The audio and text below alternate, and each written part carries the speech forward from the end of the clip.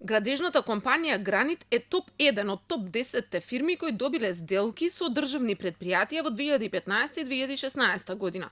Се работи за 6 договори тешки речиси 54 милиони евра. Најчест работодавец за Гранит е јавното предпријатие за државни патишта. Склучиле 4 договори за санација и рехабилитација на патишта и мостови.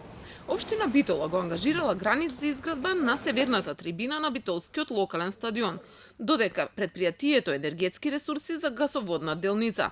Во изградба на гасоводната мрежа учествува и Кумановски Рапид Билд. Ангажирана е само со 2 договори, ама тешки 46 милиони евра.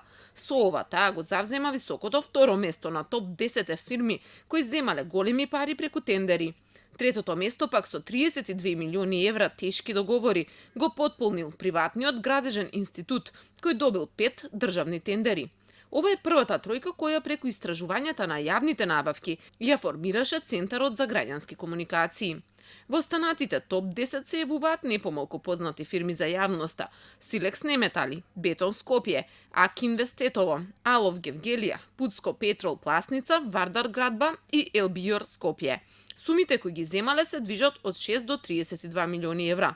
Но Центарот за граѓански комуникации има и топ 100 државни предпријатија, најголеми потрошувачи на пари за тендери. Најмногу буџетски пари за ангажирање на приватни фирми потрошиле македонски енергетски ресурси.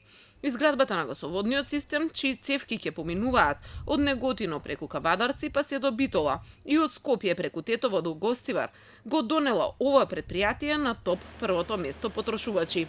Освен што ангажирале фирми за изградба, енергетски ресурси барале и приватна фирма за надзор на работата. Во 2 години склучиле договори тешки речиси 90 милиони евра. Министерството за здравство со само 3 тендери сепак е на второто место по институции и потрошувачи.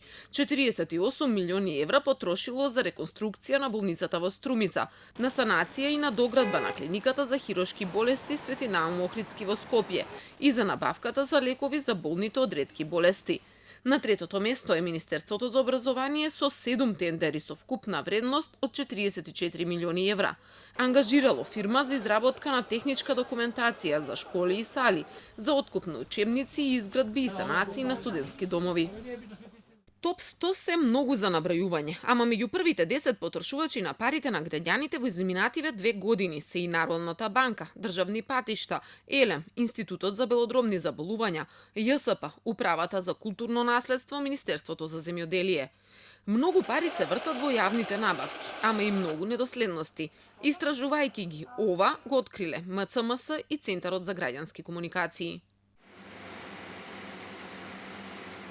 50 милиони евра тежел тендер на ЕЛЕМ за ископ на јаглен и јеловина во рек Битола го добила фирмата Бетон, ама со иста механизација и работници можела да добие и работа, која чини 2500 пати помалку или 20.000 евра. Оти законот не предвидува контрола на поголемите тендери. Предпријатијата со години наназад ангажираат приватни фирми за работа за кои самите се основани. Таков е примерот со ЕЛЕМ или Македонски шуми, пишува во студијата на Центарот. Со други зборови, ЕЛЕМ речиси секоја година трошело 50 милиони евра за ангажирање работници и машини за ископ на јаглен, не нудејќи аргументи за оправданоста. Дополнително е проблематично што тесен е кругот на фирмите во овој бизнис. Шуми пак ангажира приватни фирми за сеча на шуми. За ова само во 1 година потрошило 8 милиони евра. Перпарими, фирмата од Зајас, стана добро позната во јавноста благодарение на обилниот снег изминатите години.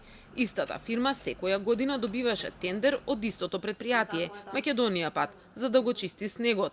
Победуваше со години, а ниту една институција не истражи и зошто останатите фирми се откажаа да учествуваат на тендери на Македонија Пат. Многу сомнежи, ама малку пријави. Во 2015 само 10 стигнале до антикорупцијската. Од нив само во 2 случаи се посомневале првите антикорупционери, па ги испратиле до обвинителството. Ако се спореди со претходните години, случаите за сомнителни тендери кои завршуваат пред истражителите се намалуваат и 10-кратно. Дали оние кои располагаат со државниот капитал се почесни или пак ги открие начините за законско фингирање тендери, останува отворено прашање. Отсуството на институции кои ревносно го казнуваат незаконското трошење на парите само го зголемува ризикот за корупција, заклучиле и невладините.